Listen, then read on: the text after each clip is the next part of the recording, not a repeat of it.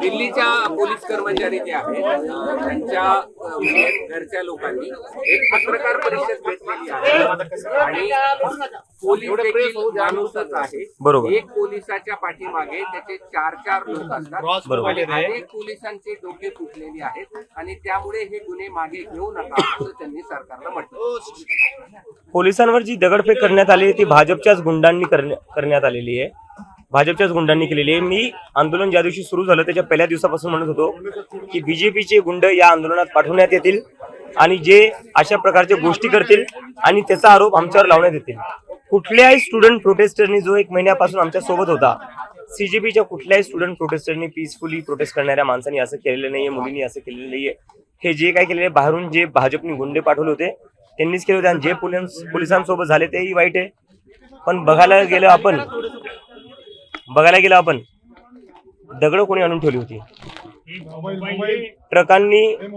दगडांनी भरलेला जर ट्रक उभा होता जंतर मंतरवर तो कसं काय आला, तो पोलिसांनी जाणून ठेवला हे मला कसं काय माहिती.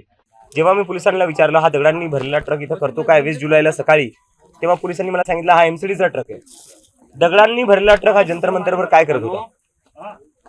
तर हे सगळं बीजेपीच्या प्लॅनिंगनी झालेलं आहे. बीजेपीच्याच लोकांनी पोलिसांवर दगडफेक केलेली आहे. पण मग हे ज्यांनी दगडफेक केली आहे त्यांच्यावरचे गुन्हे मागे घेऊ नयेत असं तुमचं पण मत आहे? ज्या लोकांनी हिंसा केली आम्ही ते हिंसेचं समर्थनच करत नाही. ते गुन्हे मागे हे आम्ही आधीच बोलवले. हिंसेचं आम्ही कुठल्याच प्रकारे समर्थन करत नाही. आमचं जे आंदोलन होतं ते अहिंसक होतं. डॉक्टर बाबासाहेब आंबेडकर आणि महात्मा गांधींच्या रस्त्यावर चालणारं आंदोलन होतं. त्यांच्यावर नाही, त्यांच्यावर तुम्ही कारवाई करू शकता ज्यांनी दगडफेक केली. पण त्यांचा आधार घेऊन किंवा त्यांचं नाव घेऊन जे तुम्ही देशभरात विद्यार्थ्यांना तंग करताय त्याचं काय. मुंबईच्या मुलांनी दिल्लीच्या स्टुडंट्सवर दगडफेक केली आहे.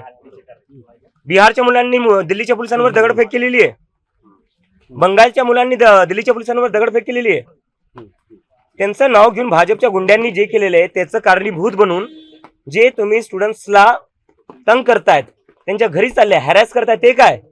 पेलेट गन चालवले आहे यांनी स्टुडंट्सवर. पेलेट गन चालवलं. बिहारमध्ये AK-47 चालवली आहे स्टुडंट्सवर. पोलिस याच्यासाठी पोलीस भरती झालेले आहे स्टुडंट्सवर AK-47 चालवायला. ज्या लोकांनी दगडफेक केली त्यांना अटक करा. बीजेपीच्या गुंड्यांनी येऊन 15 दिवसाआधी निशू नावाची मुलगी आहे तिच्या वडिलांचं डोकं फोडलेलं आहे. याच पोलिसांनी त्या गुंडांना अटक नाही केले. जेव्हा मी म्हणले यांना अटक का नाही करते तेव्हा हेच पोलिस होते जे म्हणले आम्ही अशा लोकांना आम्ही असंही कसं कोणाला अटक करू. त्या लोकांनी नंतर इंस्टाग्रामवर व्हिडिओ बनवून टाकला की अभी तो एक को मारा है शाम को आऊंगा और लोगों को मारूंगा. हे सगळं पोलिसांसमोर झालेलं आहे. तेव्हा पोलिस शांत बसलेली आहे. कोणाच्या इशाऱ्यावर पोलिस शांत बसलेली आहे. मुलांच्या डोक्यात तुम्ही लाठ्या घालताना तुम्हाला लाजाने वाटल्या. खिळे लावले होते त्या लाठ्यांना तेव्हा तुम्हाला लाजाने वाटल्या. पेलेट गन चालवल्या तुम्ही लहान मुलांवर. 12 वर्षांच्या मुलींचे कपडे फाडलेत. 12 वर्षांच्या मुलींचे डोक्यात लाठ्या घातल्या पोलिसांनी. मेल पोलीस ऑफिसर्सनी मुलींचे कपडे फाडून त्यांना मारण्यात आलेले आहे. आज तुम्ही परिवार समोर आणताय. तुमच्या परिवारासोबत आमची सहानुभूती आहे. त्या मुली कोणाच्या तरी असतील ना, त्यांचाही परिवार असेल ना. जशा तुमच्या मुली आहेत तसे तेही कोणा ना कोणाची तरी मुलं मुली होते. त्यांच्यावर तुम्ही दया का नाही दाखवली. अमित शहानी वरतून ऑर्डर दिला लाठी चार्जचा. तुम्ही रक्त वाहत सुटले जंतर मंतरवर. आणि ज्या भाजपच्या गुंडांनी हे केलं त्यांना तुम्ही अटक का नाही करते. त्यांना तुम्ही अटक का नाही करते. ज्या लोकांनी येऊन 15 दिवसाआधी डोकं फोडलं एका माणसाचं, एका मुलीच्या 12 वर्षाची मुलगी होती ती तिच्या वडिलांना प्रोटेस्टला घेऊन आली होती. त्यांचं डोकं फोडण्यात आलं. त्यांना दिल्ली पोलिसांनी का अटक नाही केला. अजूनही तो माणूस फ्री फिरतोय, तो अजूनही आझाद फिरतोय. तो का कारवाई करण्यात येत नाही. कारण की ते लोक भाजपचे आहेत. मला जयपूरमध्ये ज्यांनी माझ्यावर हमला केला त्याला पोलिसांनी दुसऱ्या दिवशी सोडलं. का सोडलं. कारण की तो संघाचा माणूस आहे. जिथं तुमचे लोक उत्मात करतात, माज करतात, लोकांवर हमला करतात, लोकांची डोकं फोडतात, त्यांच्यावर तुम्ही ऍक्शन घेत नाही. आणि आता म्हणताय की स्टुडंट्सनी केलं. कोणत्या स्टुडंट्सनी असं काही नाही केलंय. आणि ज्या स्टुडंट्सला तुम्ही तंग करसाल, जर तुम्ही स्टुडंट्सला याच प्रकारे तंग करसाल तर आम्ही लवकरच पुन्हा आंदोलन सुरू करून पुन्हा रस्त्यावर बसू.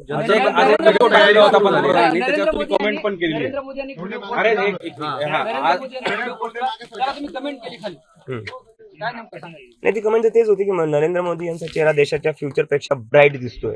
त्यात चुकीचं काय. फ्युचर तर देशाचा अंधकारातच दिसते. मुलांवर पेलेट गन्स वापरल्या जात आहेत, लाठ्या चालवल्या जात आहेत, डोकं फोडण्यात येत आहे मुलींचं. जो संदीप लांबा आहे त्यांनी एका मुलीला चापट मारलेली. हिंमत कसं काय झाली त्यांची मुलीला चापट मारायची? प्रायव्हेट पार्ट्सवर लाठ्या मारल्यात पोलिसांनी आणि आज परिवारांना पुढे करतायत. मला नाही वाटत ज्या पोलिसांनी जे प्रेस कॉन्फरन्स मध्ये बसले त्या पोलिसांनी हे केले, पण जे संदीप लांबा सारखे ऑफिसर्स आहेत त्यांनी तर मारलेले ना, कॅमेरावर कॅप्चर झालेले आहे. त्यांच्यावर कारवाई केली पाहिजे ना. आम्ही त्यांना कोर्टात आम्ही त्यांना नेल्याशिवाय सोडणार नाही. ज्या ज्या पोलिसांनी मुलींवर अत्याचार केलाय, त्यांच्या प्रायव्हेट पार्ट्सवर लाठ्या मारल्यात, त्या पोलिसांना आम्ही सोडणार नाही. कमेंट मधनं काय, मी जे आहे ते बोललोच. देशाच्या भविष्यापेक्षा नरेंद्र मोदी यांची त्वचा ब्राईट आहे. जंतर मंतरवर आता वेल्डिंग वगैरे परत सुरू झालंय मोठे, आणि बॅरिकेड आता उंच बॅरिकेड. मला वाटतंय जंतर मंतरला सिक्युअर करण्यापेक्षा, प्रोटेक्ट करण्यापेक्षा पेपर फुटी थांबवा. जे नवीन बिल आलं त्या बिलामध्ये यांनी काय बोललंय की पेपर फुटी झाल्यावर काय काय करण्यात येईल. गृहीत धरून चालताय की पेपर फुटणार आहे. पेपर फुटी थांबवण्यासाठी काय करणार आहे ते सांगा जनतेला. The family members of several police officials are coming to fore and expressing that they are also lynched and they have also faced a similar kind of violence. What do you think about it? This was done by the BJP goons. I have been saying since day one, since we started the protest, that the BJP will send it goons to create disruptions. The BJP will send it goons to harass police officer, which will be used to defame the movement, and that they have done exactly like they have done exactly that.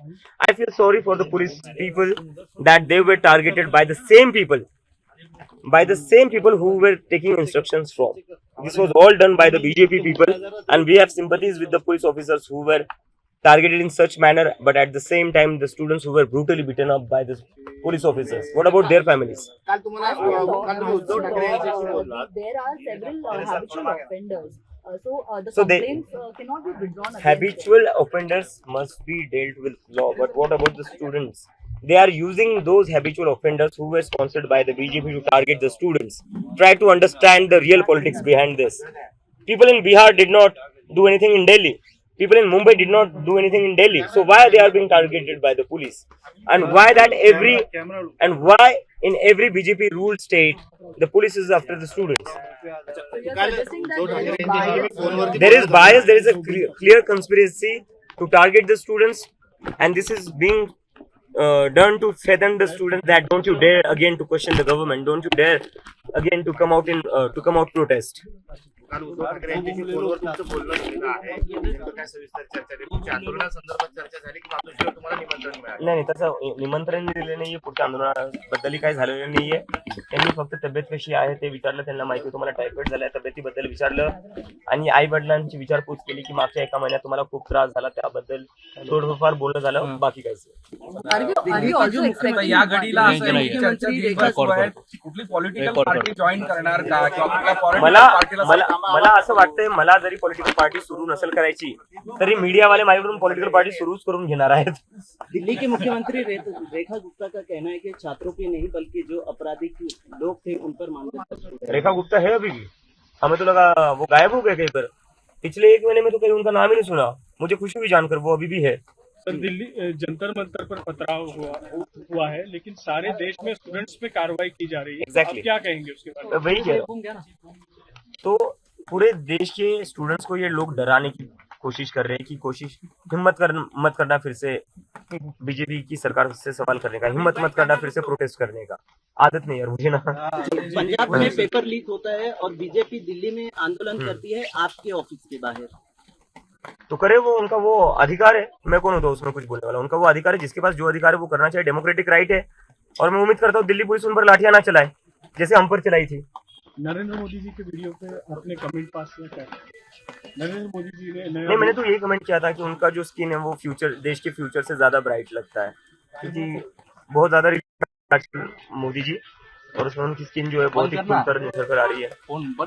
Jantar Mantar per sir बड़े अभी जो barricades है वो कहीं ना कहीं welding किए जा रहे हैं और बड़े पैमाने पे काफी तौर पे लगाया जा रहा है. क्या फिर से एक बार आप आंदोलन करने की तैयारी है, या जंतर मंतर पर आंदोलन ना हो इसके लिए वो किया ये तो जा रहा उसकी तैयारी है कि जंतर मंतर पर आंदोलन ना हो, क्योंकि ये लोग तो डेमोक्रेसी में बिलीव ही नहीं करते. अगर ये लोग डेमोक्रेसी में बिलीव करते तो स्टूडेंट्स पर इतनी ब्रुटैलिटी से लाठियां नहीं चलाते. अगर डेमोक्रेसी में बिलीव करते तो देश भर में स्टूडेंट्स को ये लोग तंग नहीं करते.